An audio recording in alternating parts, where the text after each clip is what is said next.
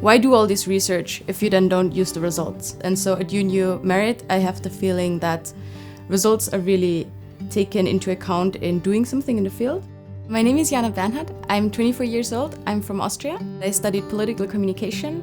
When I looked around for which master programs I want to take, risk and vulnerability is something that is not very readily available. So I feel like being able to put this on my CV and being able to have this knowledge helps me a lot in standing out.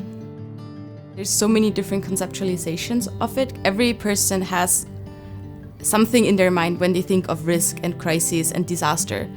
And so what we do is we look at what do all of these have in common, and then we try to assess it. So we try to put numbers onto it, we try to come up with strategies of how to combat it and how to reduce the risk for the global population.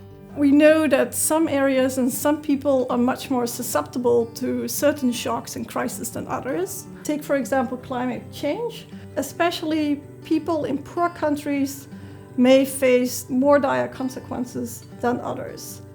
We also look at other types of risks. For example, violent conflict, terrorism, or disease epidemics. Students will get some flavor of how behavioral sciences deal with issues related to risk or in the risk domain. And they get hands-on experience with projects that are being conducted within, for example, the UN.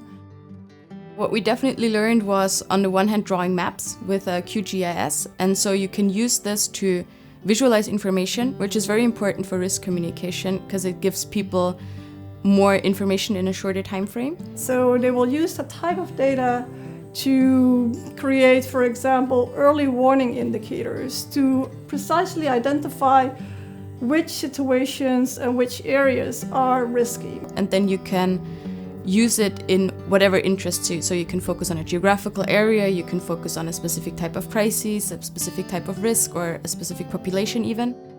You have professors who are working in the field and who I really feel like believe in what they do and believe that what they do has an impact.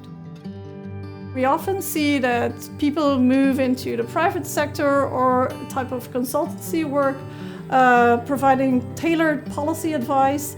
But of course, there are also people that go into academia. I want to stay in research and academia because this is something that I'm good at, but I want to see which practical implications come from that. So I want to do research with an impact. I want to contribute something that I can be proud of. It's worth it. It's worth it. You will learn a lot in 1 year and you will get an excellent education.